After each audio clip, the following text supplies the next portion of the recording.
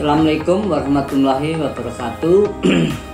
Selamat siang dan salam sejahtera buat kita semuanya, siswa-siswi SMP Negeri 15 Balikpapan dan orang tua SMP Negeri 15 Balikpapan.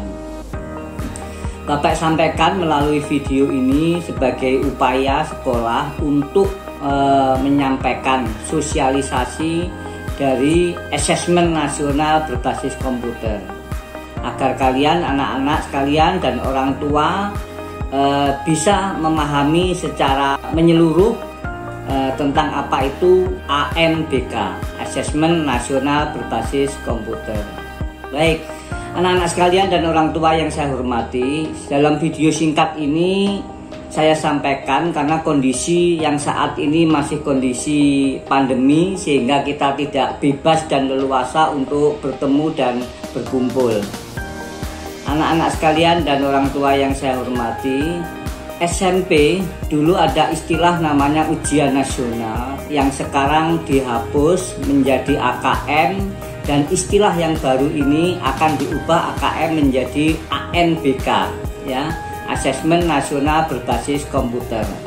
Hampir mirip, hampir sama, cuman peruntukannya akan sedikit berbeda.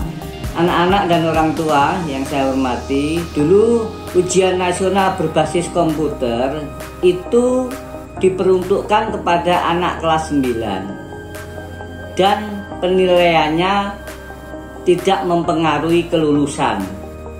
Sama ini nanti ANBK, Asesmen Nasional Berbasis Komputer, diperuntukkan kepada siswa, tetapi siswanya bukan kelas 9. Siswanya adalah kelas 8, dan tidak hanya mempengaruhi nilai anak, tapi asesmen nasional berbasis komputer ini nanti juga mempengaruhi akreditasi sekolah.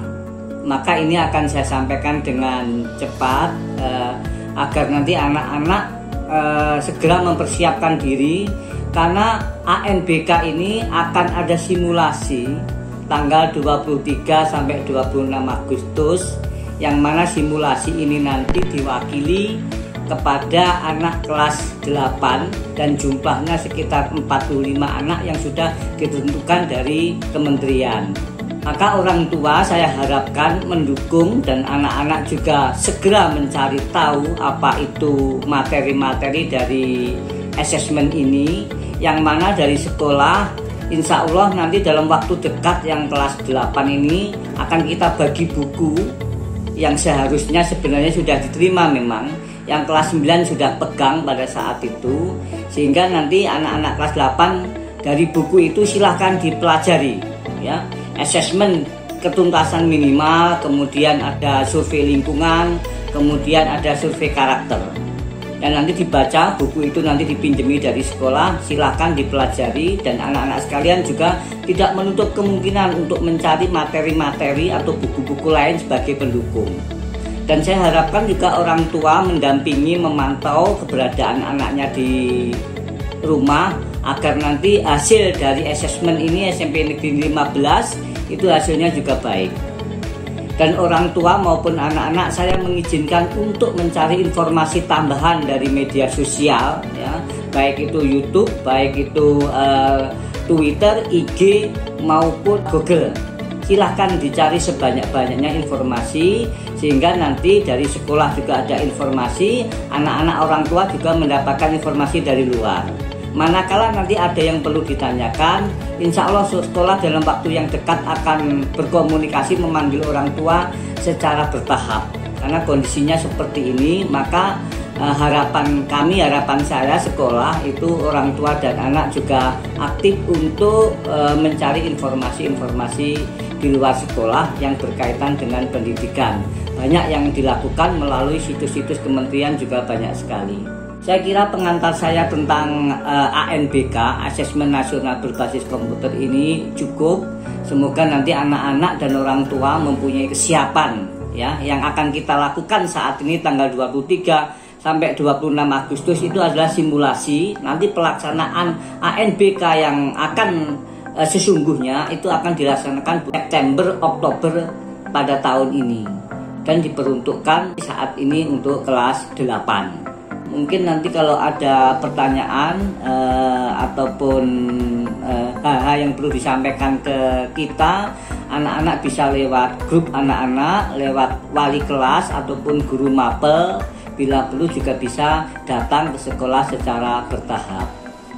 Saya kira cukup, kurang lebihnya saya mohon maaf. Semoga informasi ini menambah pengetahuan kita dengan kondisi yang saat ini masih pandemi, sehingga kita melaksanakan dengan online. Akhirul salam, Assalamualaikum warahmatullahi wabarakatuh.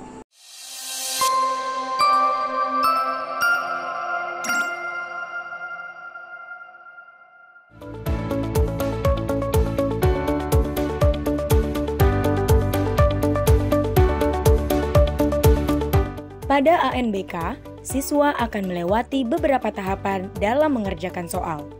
Apa saja tahapan tersebut? Laman login. Pada laman ini, peserta wajib memasukkan username dan password yang didapat dari laman anbk.kemdikbud.go.id. Pastikan username dan password sudah sesuai. Setelah login, pastikan peserta membaca petunjuk pengerjaan soal secara seksama yang ada di kolom sebelah kiri. Setelah itu, peserta diminta untuk memasukkan nama, tanggal lahir, dan token pada kolom konfirmasi data peserta. Untuk ANBK dengan sistem online, token akan muncul pada pojok kiri atas. Sedangkan pada sistem semi daring, token tidak akan muncul. Kode token didapatkan melalui proktor. Selanjutnya, peserta tes menekan tombol Submit untuk menuju halaman konfirmasi tes.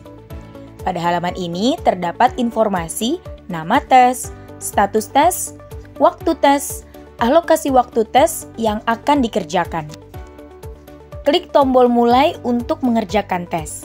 Dalam halaman tes, terdapat beberapa tombol navigasi yang memiliki fungsi berbeda-beda. 1. Username. Pada bagian pojok kanan atas terdapat informasi username peserta yang sedang mengerjakan soal. 2. Nomor soal. Menjelaskan posisi soal yang sedang ditampilkan. 3. Pengaturan ukuran tulisan. Bagian ini digunakan untuk mengubah ukuran tulisan soal, di mana diberikan 3 pilihan, yaitu kecil, sedang, dan besar. 4. Sisa waktu pengerjaan adalah menunjukkan sisa waktu yang dimiliki oleh peserta tes dalam satuan jam dan menit. 5. Daftar soal. Menunjukkan daftar nomor soal. 6. Tampilan soal. Bagian ini digunakan untuk menampilkan soal yang terdiri dari wacana atau stimulus, pertanyaan, serta pilihan atau isian jawaban. 7. Tombol sebelumnya. Merupakan tombol untuk melihat soal sebelumnya. 8. Tombol ragu-ragu. Tombol ini digunakan untuk menandai suatu jawaban pada nomor soal yang dianggap ragu-ragu. 9. Tombol berikutnya. Merupakan tombol untuk melihat soal berikutnya. Pada soal nomor dan stage terakhir tombol akan berubah menjadi tombol selesai. Pada setiap tes literasi dan numerasi ANBK, peserta akan melalui 3 tingkatan, di mana pada tingkatan pertama akan diberikan soal yang tingkat sedang. Kemudian pada tingkatan berikutnya, aplikasi akan menentukan jenis tingkatan sesuai dengan kemampuan peserta tes pada tingkatan sebelumnya. Jika dalam menjawab soal lebih besar sama dengan 50% yang benar, maka pada stage berikutnya akan diberikan soal ke tingkat yang lebih tinggi.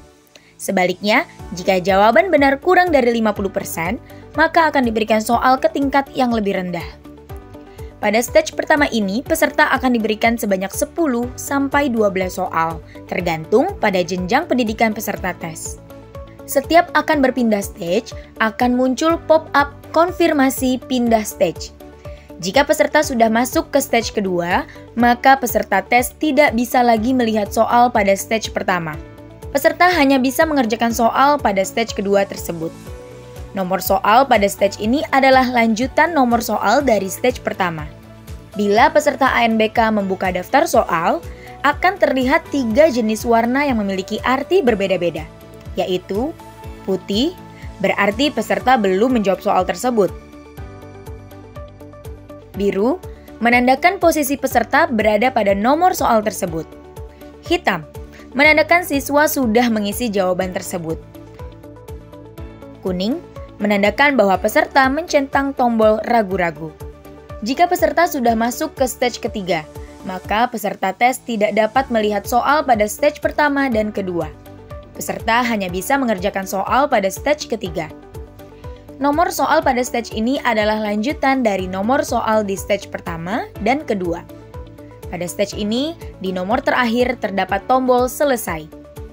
Jika peserta menekan tombol selesai, maka akan muncul notifikasi untuk mengakhiri tes sebanyak 3 kali. Apabila terdapat yang masih ditandai ragu-ragu, maka akan muncul konfirmasi jawaban ragu-ragu. Peserta harus menghilangkan centang pada jawaban ragu-ragu sebelum menyelesaikan tes. Setelah menyelesaikan tes literasi dan numerasi, peserta ANBK akan diminta untuk mengerjakan subtes yang pertama. Pada halaman ini ditampilkan keterangan subtes berikutnya. Pada tombol mulai, akan ditampilkan waktu tunggu selama 60 detik untuk dapat melanjutkan tes berikutnya. Ditandai dengan perubahan warna tombol mulai menjadi biru. Pada subtes kedua, peserta mengerjakan soal angket menggunakan mekanisme CBT. Dalam proses ini tidak ada penilaian salah atau benar. Setelah peserta menyelesaikan seluruh stage, akan muncul konfirmasi sebanyak 3 kali untuk menyelesaikan tes. Setelah peserta menyelesaikan tes, maka akan ditampilkan konfirmasi untuk kembali ke halaman login.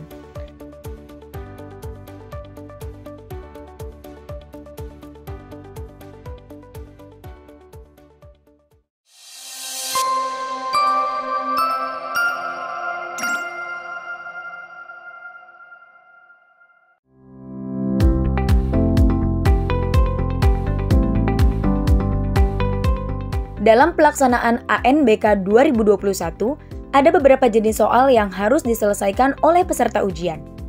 Apa dan bagaimana cara mengerjakannya? Mari kita saksikan tayangan berikut.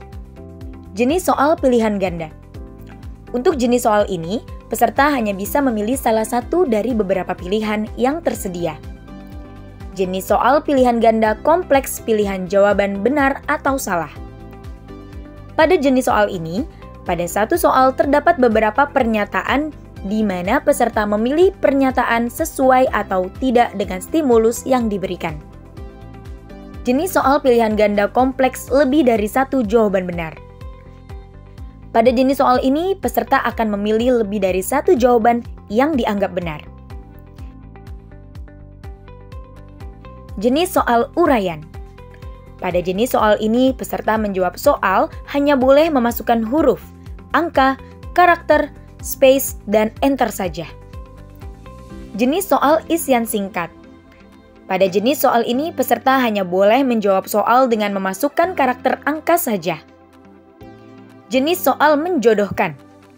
Peserta diminta untuk menghubungkan kotak yang sebelah kiri dengan yang sebelah kanan, dengan cara mengklik kotak sebelah kiri, kemudian memilih pasangannya di sebelah kanan. Sebuah garis akan terbentuk yang menghubungkan kedua kotak tersebut.